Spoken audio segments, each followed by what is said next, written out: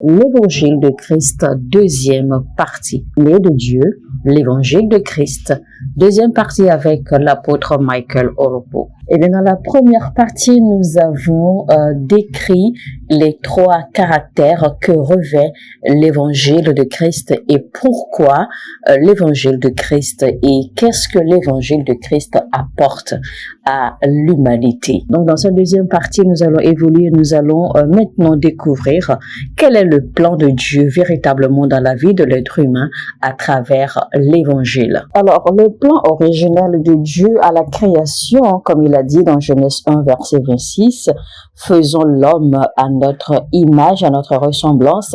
En fait, son plan originel était de se faire connaître, d'accord, et se manifester à travers l'instrument ou à travers le canal de l'être humain. Alors tout être humain qui ne manifeste pas la ressemblance ou la gloire de Dieu à travers sa vie, eh bien, n'est pas réellement un être humain parce que ce dernier ne connaît pas véritablement la raison ou l'essence de sa création ou de son existence. Parce que la raison de la création ou la raison de l'essence de l'être humain est de pouvoir manifester, d'accord, la ressemblance de Dieu à travers sa personne. C'est pour cela que Dieu a dit, faisons l'homme à notre image et à notre ressemblance. Parce que quand l'homme sera à notre image et à notre ressemblance, eh bien l'homme pourra alors avoir la dominion sur toute chose. Cet honneur et cette responsabilité que Dieu a conférée à l'être humain a fait que le psalmiste a demandé dans le livre de Psaume 8, verset 5, qu'est-ce que l'homme? Vous voyez, le psalmiste n'a pas dit qui est l'homme. Il a plutôt dit qu'est-ce que l'homme? Pour que toi, Seigneur, tu te souviennes de lui, qu'est-ce que le Fils de l'homme? Pour que toi, Seigneur, tu prennes garde à lui. Eh bien, cette anecdote, en fait, c'est pour vous rappeler un peu, vous savez que les anges, en fait, sont dans la présence de l'Éternel. Les anges sont toujours dans la présence de l'Éternel, marchant et adorant en la présence de l'Éternel. Alors que l'Éternel, dans le même temps, d'accord, est en train de soupir après l'homme. L'Éternel, dans le même temps, est à la recherche de l'homme pour avoir une relation avec lui, pour avoir une communion avec lui, pour déposer en lui, d'accord, des dimensions de sa personnalité, des dimensions de sa plénitude. Alors que dans le même temps, les anges ont ce privilège de tenir la présence de Dieu. Et pourtant, Dieu va à la recherche de l'homme pour lui transférer son autorité, pour utiliser l'homme comme canal sur la terre. Et donc, vous voyez que tout cela, en fait, fait réfléchir le slamiste et le slamiste se demande, mais quel est cet honneur, quelle est cette grandeur? Qu'est-ce que l'homme? Quelle est la valeur que l'homme a autant aux yeux de Dieu pour que Dieu soit toujours à la recherche de l'homme dans ses affaires? Donc, cette explication, c'est pour nous faire comprendre l'importance que l'être humain a aux yeux de Dieu. Le problème que nous avons, enfants de Dieu, c'est que nous ne savons pas réellement qui nous sommes aux yeux de Dieu. Nous ne sommes pas encore arrivés à découvrir notre vraie nature. Voilà pourquoi l'une des missions de l'Évangile, c'est pour aider l'être humain à se découvrir. C'est pour aider l'être humain à découvrir qui il est en Dieu ou qui il est aux yeux de Dieu. Si vous arrivez à découvrir qui vous êtes véritablement en Dieu, eh bien tout ce que vous toucherez réussira. Tout ce que vous toucherez prospérera. Parce que rien ne mourra entre votre main. Si véritablement vous arrivez à découvrir la force que vous détenez, le potentiel que vous détenez en Dieu, eh bien, vous saurez que rien dans votre vie ne doit mourir et que rien dans votre vie ne mourra. Rien ne vous résistera parce que vous attirerez tout ce qui est bon. Vous attirerez tout ce qui est agréable et parfait. Et tout ce que vous touchez réussira. Tout ce que vous touchez reprendra vie. Tout ce que vous touchez fleurira. Partout où vous entrez, vous ne ferez que manifester la vie. Vous ne ferez que manifester la gloire. Vous ne ferez que manifester la présence, la ressemblance de Dieu. Vous ne ferez que manifester et exercer l'autorité, la dominion que vous avez en Dieu. Maintenant, c'est quoi être né de Dieu? Nous allons lire ce que Jésus-Christ a dit dans Jean 10, verset 34, il a dit ceci. Jésus leur répondit, n'est-il pas écrit dans votre loi, j'ai dit, vous êtes des dieux. Donc Jésus-Christ nous rappelle clairement que dans la loi, eh bien, il a été clairement décrit par les Écritures et par les prophètes annoncé que nous sommes des dieux. Parce que nous sommes créés à l'image et à la ressemblance de Dieu. Donc, nous avons été créés pour en fait opérer, pour fonctionner dans la même dimension que Dieu. Au verset suivant, il continue, il dit, si elle a appelé Dieu ceux à qui la parole de Dieu a été adressée, si l'écriture ne peut être anéantie, ça veut dire que ce qui a été écrit nous concernant est définitif, c'est éternel, jamais au grand jamais, cela ne peut être brisé. Donc, que nous sommes des dieux. Donc, Jésus continue en disant, celui que le Père a sanctifié et envoyé dans le monde, vous lui dites, tu blasphèmes. Cela parce que j'ai dit, je suis le Fils de Dieu.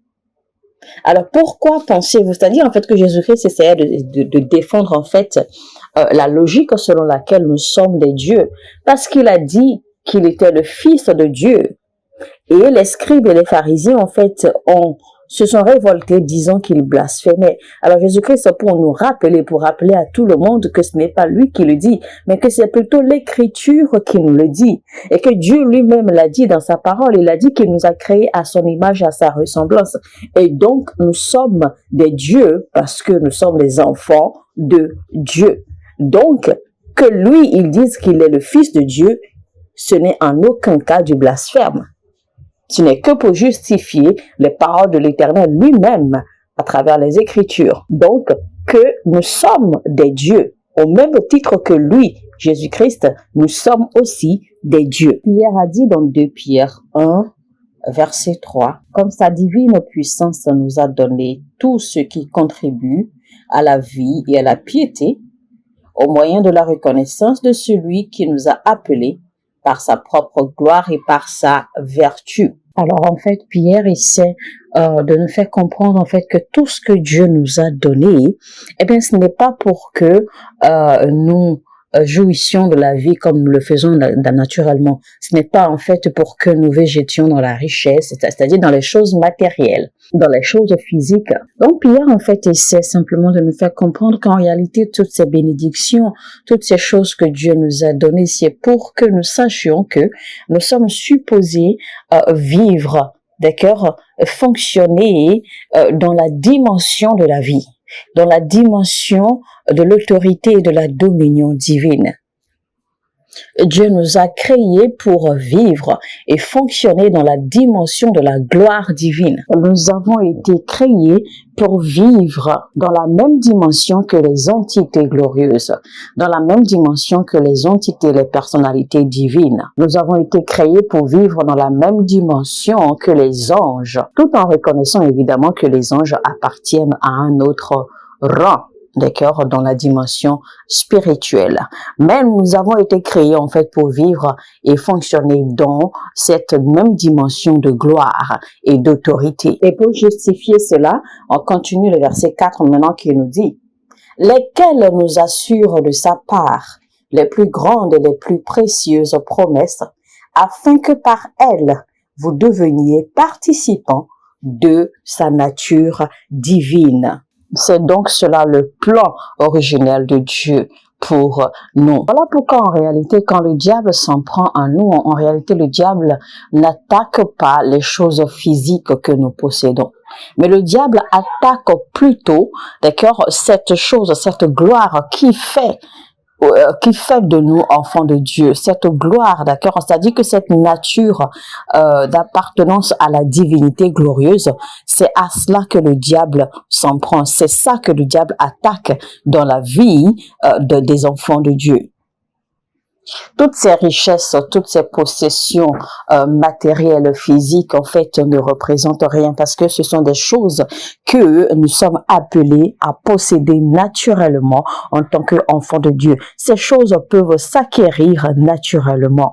Mais ce qui nous intéresse ici, c'est le plan originel de Dieu, car nous avons été créés pour faire partie de ça, ou alors pour être participant, d'accord, de sa nature divine. C'est pour cela qu'il est dit que nous sommes des dieux.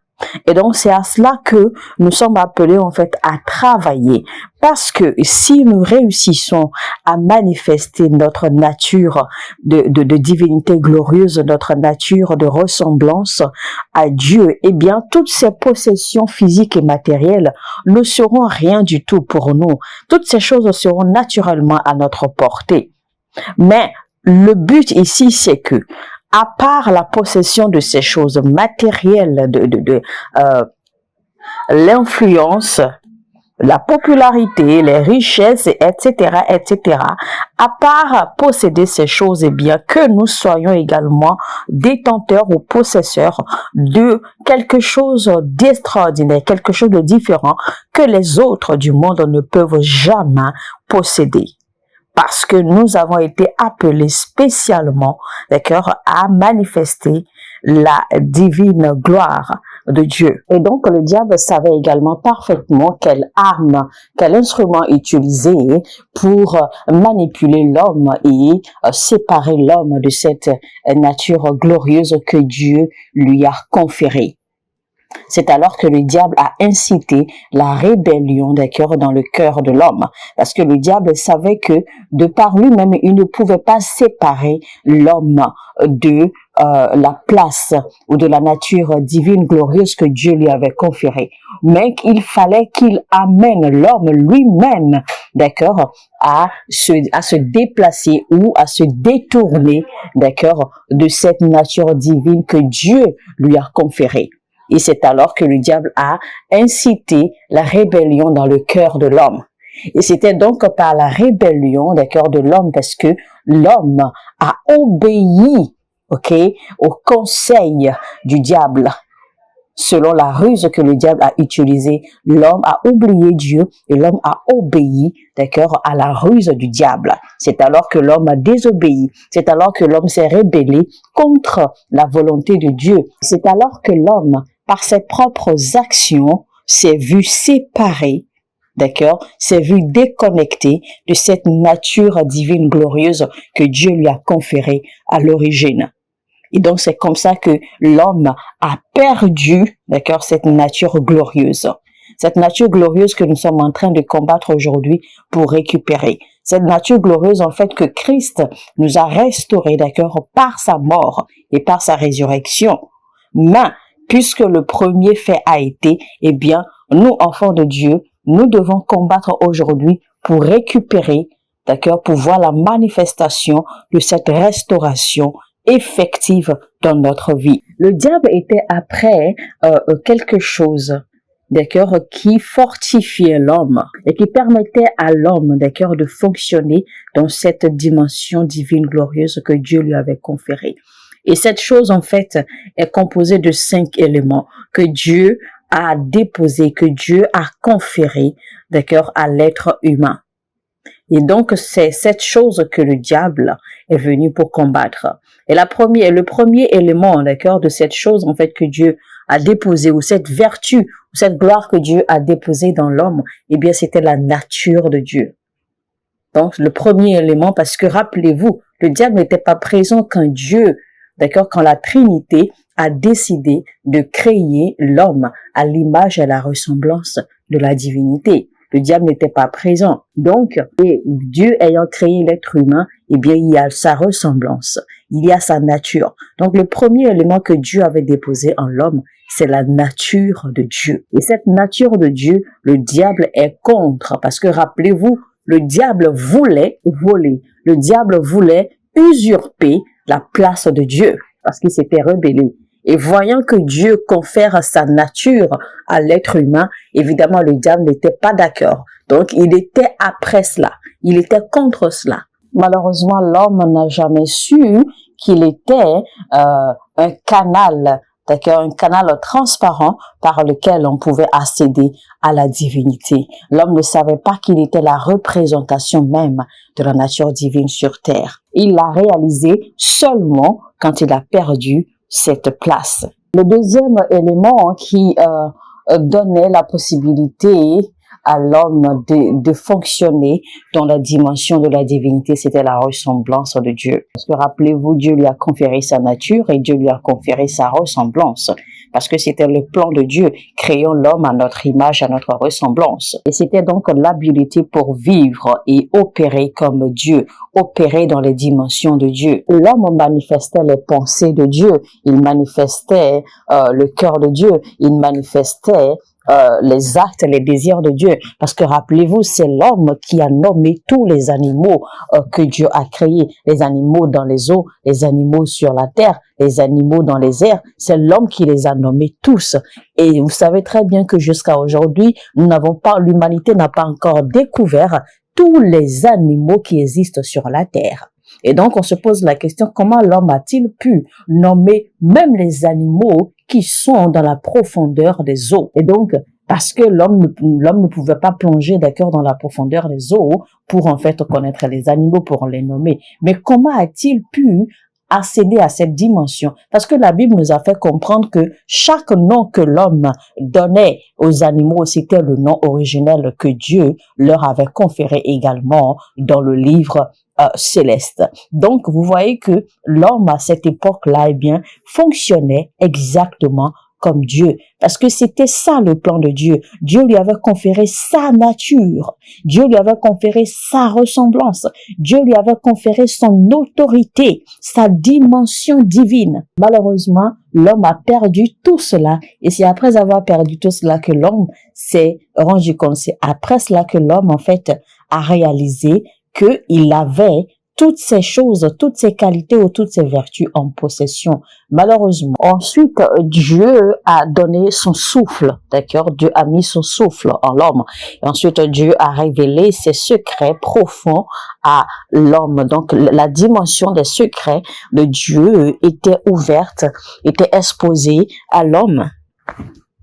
Donc, le plan de Dieu était de créer un être qui pouvait l'accueillir, un être qui pouvait le refléter, un être qui pouvait le représenter et manifester sa présence, manifester sa nature. Et son plan également était que son agenda sur la terre puisse évoluer d'un niveau à un autre niveau, de dominion en dominion supérieure. C'est donc la somme totale ou la signification entière de l'évangile. Et vous savez, tous les esprits connaissent cette réalité. Tous les esprits sont au courant. Tous les esprits connaissent très très bien cette réalité. Et c'est pour cela que quand Dieu a émis l'idée ou la volonté de créer un être pour le représenter, eh bien, il y avait, en tout cas le monde spirituel était complètement dérangé. Les esprits n'étaient pas du tout tranquilles. Et c'est pour cela que, eh bien, les guerres ont commencé à être suscitées. Il y avait de la tension dans le règne de l'esprit. Mesdames et messieurs, c'était donc la deuxième partie de notre message, Né de Dieu, l'évangile de Christ. Toujours avec l'apôtre Michael Oropo. Alors, si vous avez aimé ce message, n'hésitez surtout pas à donner nous un j'aime. Cliquez sur le bouton j'aime et partagez ce message au maximum autant que vous pouvez. Alors, pour mieux comprendre, je vous recommande de faire recours à la première partie du même message et vous allez mieux comprendre et prenez surtout des notes et que le Saint-Esprit vous aide à mettre les leçons que vous avez retenues en pratique pour avoir une meilleure vie en tant qu'enfant de Dieu.